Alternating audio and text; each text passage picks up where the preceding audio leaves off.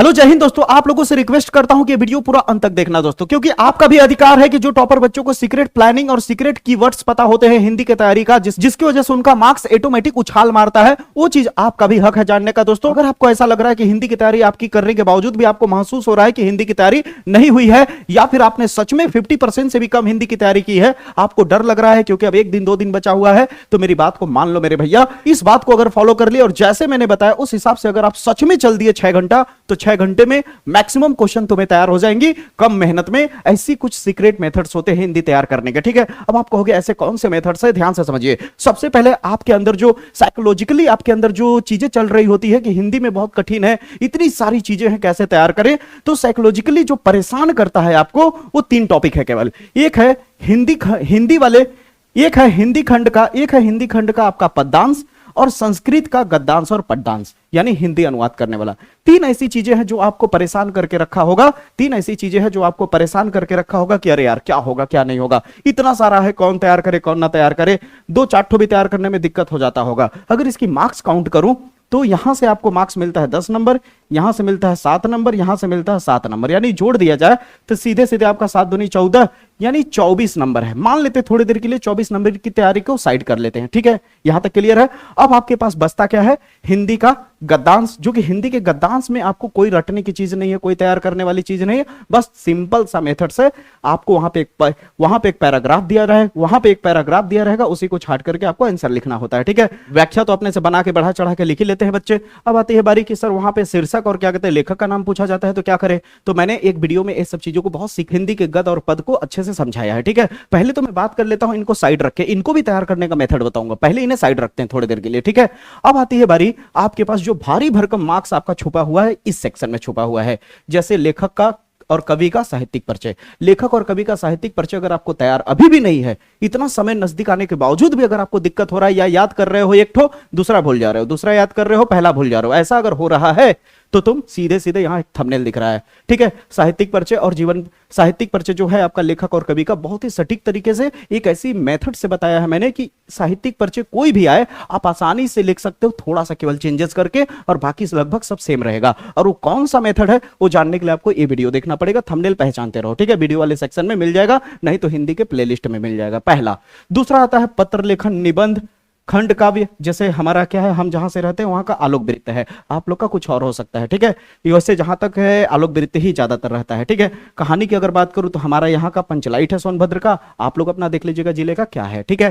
तो इतनी सारी सेक्शन की अगर तैयारी की जाए तो इसमें क्या है कि बड़ा मार्क्स देता है, ज्यादा मार्क्स देता है, लेकिन मेहनत कम है। ज्यादा मार्क्स देने वाला टॉपिक है, मेहनत कम है, तो सबसे पहले आप इसे तैयार करने की कोशिश करो, ठीक है। अब आप कहोगे इसे तैयार करने के लिए क्या करेंगे, तो यहाँ पे एक वीडियो दिख रहा होगा मेरा जिसपे 3 से 4 लाख लोग देखे हैं बहुत ही मिनिमम टाइम में, यानी तो यहाँ पे आप देख सकते हो पत्र लेखन, निबंध, हर एक चीज इसमें एकदम क्लियरली समझाया हूं। कौन सा पत्र लेखन है, जो कि एक पत्र लेखन तैयार करो बाकी अपने आप सब तैयार, ठीक है। निबंध तैयार करो बाकी सब तैयार। क्या ऐसी ट्रिक बताई है, क्या ऐसा टेक्निक बताया हूं, इसे आप देखना जाकर के पहचानते रहो, ठीक है। तो अगर तुम ध्यान से देखो तो ये पूरा क्लियर हो जाएगा। और अगर ये 2 वीडियो फॉलो करते हो, साहित्यिक परिचय वाला और पत्र लेखन वाला जो अभी मैंने थंबनेल दिखाया, तो इसको तुम्हें वीडियो देखने में 1 घंटे लगेंगे, ठीक है, दोनों मिला करके। और तुम इस मेथड के हिसाब से अगर प्रिपरेशन करते हो तो 1.5 घंटे और जाएंगे, यानी सीधे 2.5 घंटा जाएगा। 2.5 घंटे में इतने पोर्शन क्लियर, 2.5 घंटे तुम दे के देखो, पूरी फोकस लगा कर वीडियो को देखो, फिर उसके बाद क्या करो, तुम जैसे 1-1.5 घंटे में जो एक्स्ट्रा बता रहा हूं प्रैक्टिस करने के लिए, उस वीडियो में बताया गया है क्या क्या करना है, उसकी वजह से तुम्हारा 1-1.5 घंटे में इतना पूरा क्लियर हो जाएगा, ठीक है। तो ध्यान में रखो मेरी बात को, ये पहले पोर्शन क्लियर करो। जब ये पोर्शन क्लियर हो जाए मेरे भाई, उसके बाद सीधे जंप मारो व्याकरण पे। अभी व्याकरण वाला मेरा वीडियो दिख रहा होगा, ठीक है। इस व्याकरण वाले वीडियो में, एक ही वीडियो में पूरा व्याकरण खत्म। कोई YouTube पे 50 वीडियो उठाने की जरूरत नहीं है, कोई YouTube पे छानबीन करने की जरूरत नहीं है, वीडियो स्क्रॉल करने की जरूरत नहीं है, क्योंकि आपके पास आधे घंटे बहुत ही कीमती है, समझ रहे हो, छोटे से पल बहुत कीमती है आपके लिए। इसलिए मेरी बात मानो कि व्याकरण वाली जो चीजें दी गई हैं, व्याकरण वाली वीडियो को अगर ध्यान से देखोगे तो शायद आधे घंटे का वीडियो है।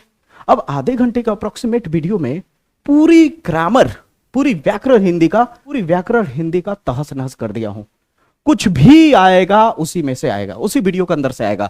अगर मान लेता हूं कि 30 मिनट तुम्हें वीडियो देखने में जाएगा और उस पैटर्न पे अगर प्रैक्टिस मारते हो तो ले लेते हैं 1 घंटा। अब कितना हो गया, 1.5 घंटा, यानी 2.5 घंटा इधर और 1.5 घंटा इधर।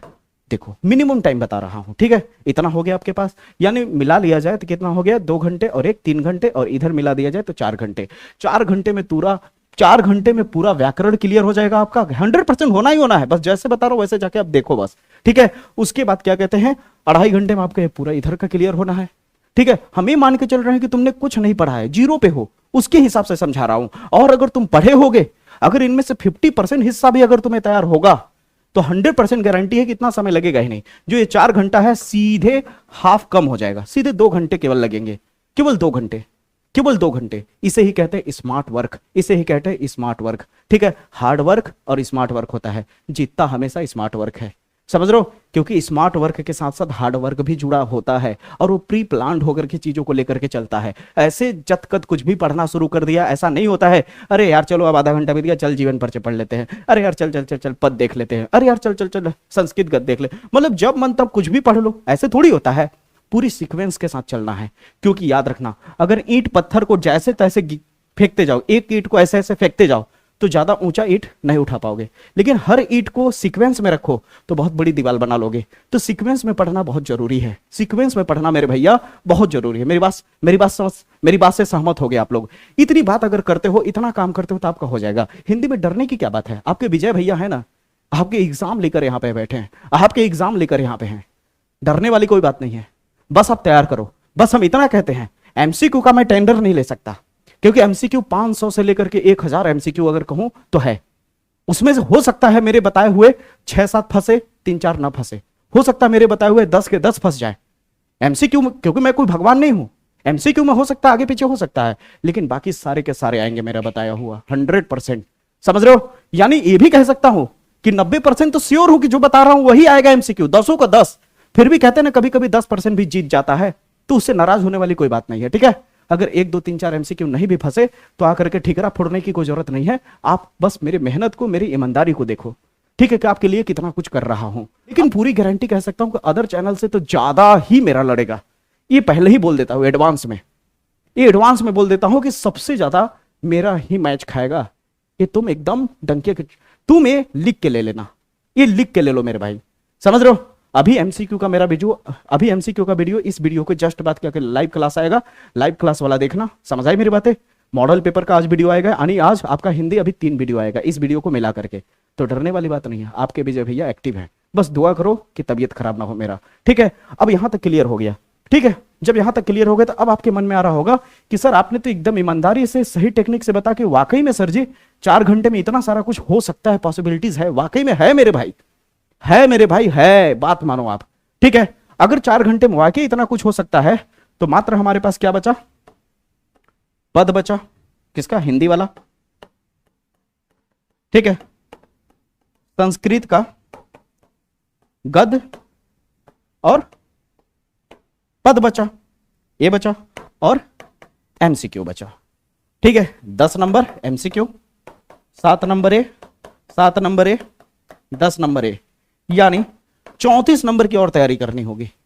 जो तुम सोच के बैठे थे कि अरे यार मेरी हिंदी तैयारी नहीं है, फेल तो नहीं हो जाऊंगा यार, किसी तरह पासिंग मार्क बस आ जाए, ये सोचने वाला बंदा भी अगर इस वीडियो को फॉलो कर देना तो दहाड़ देगा, दहाड़ देगा, ये गारंटी के साथ कह रहा हूं, ठीक है। मेरी बात मान लो, क्योंकि मैं जो चीज कहता हूं प्रिडिक्शन के साथ कहता हूं, मेरा प्रिडिक्शन गलत नहीं होता, मेरा प्रिडिक्शन गलत नहीं होता। ये बात मैं पिछले सीजन में साबित किया हूं, और ये बात अभी एमपी बोर्ड चल रहा है, उठा के मिला के देख लेना आप, ठीक है। तो मुद्दा क्या है, मुद्दा यह है कि आपको हार नहीं मानना है। बहुत सारे वीडियो में लोग आकर के कहेंगे कि आप चैन से सोइए, स्वास्थ्य का ध्यान रखिए, ये रखिए, तब जाके पेपर अच्छे से दे पाएंगे। तो ये सब चीजें ना सुनने में अच्छी लगती है मेरे भाई, लेकिन तुम कितना भी चाह लो, लेकिन तुम्हारे दिमाग से निकलेगा नहीं, ये तुम्हारे दिमाग से हटेगा कि नहीं तुम्हारा पेपर है, तुम्हारी कामयाबी का पहला दरवाजा है, ठीक है।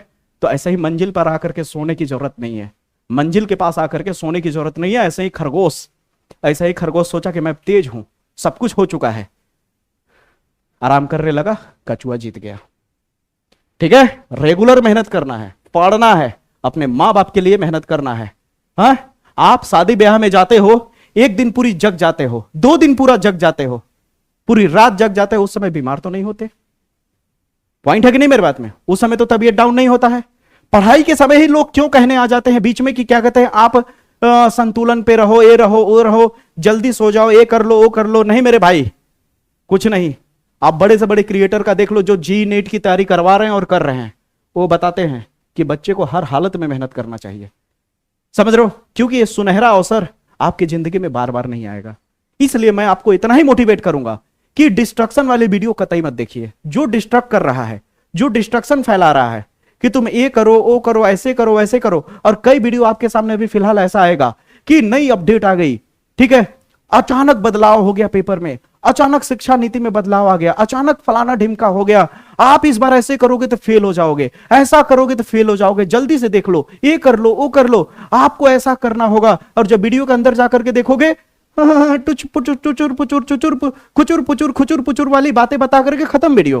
केवल व्यू पाने का एक ढकोसला होता है कि हम लोग इस लाइन में हैं, हम लोग जान रहे हैं। तो ये सब फालतू की धकियानुसी वाले बातों में मत जाना। और एक चीज जरूर याद रखना, अपने समय की कीमती समय को बचाना है तो ये वीडियो कतई मत देखना किसी का कि देखो ये पेपर लीक हो चुका है, यही पेपर आने वाला है, यही पेपर देख करके चले जाओ सुबह। अब बच्चा भरोसा किया, सोचा कि भाई शिक्षक है, टीचर है, मेरी बात से सहमत होना तो कमेंट भी करना, बताना कि मेरी बात में दम है या नहीं, सच्चाई है या नहीं। अब मान लो तुम तो भाई ये सोच रहे हो कर यार टीचर बता रहा है, यार टीचर गलत थोड़ी बताएगा यार, वो भी तो गुरु है, भगवान की तरह है, ठीक है, गलत थोड़ी बताएगा कोई।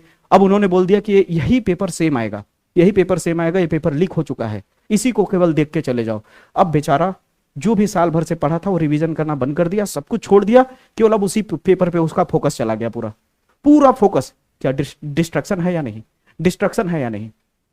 पूरा फोकस उस पर चला गया। अरे यार सर बोल रहे हैं पक्का आ सकता है, क्योंकि उस समय भाई कहते हैं ना करो या मरो वाली हाल हो जाती है। क्योंकि जब उस समय आपके पास कुछ नहीं दिखता तो कभी कभी होता ना गलत रास्ता भी सही दिखने लगता है, गलत रास्ता भी सही लगने लगता है। और उस दौरान ऐसा लगने लगता है अरे यार हाँ यार सर बोल रहे हैं तो सही बोल रहे हैं, इसी पेपर को देख के चले जाते हैं। अब वो पूरा फोकस उस केवल एक पेपर पे कर दिया, सारी चीज रिवीजन सब छूट गई।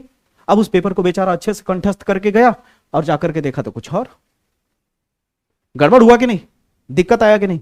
तो दो चीजें याद रखना, ये जो आपको बहुत सारे थंबनेल दिखेंगे पेपर लीक हो चुका है, इसे देख लो, तुरंत देख लो।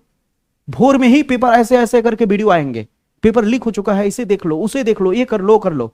कतई ये सब चीजों के चक्कर में मत पड़ना, नहीं तो बाद में पछतावा के अलावा कुछ नहीं होगा। मन में फिर यही मलाल रह जाएगा कि काश उसके जगह पे फालतू का ये सब चीज देख करके अपना रिवीजन मार लिए होते।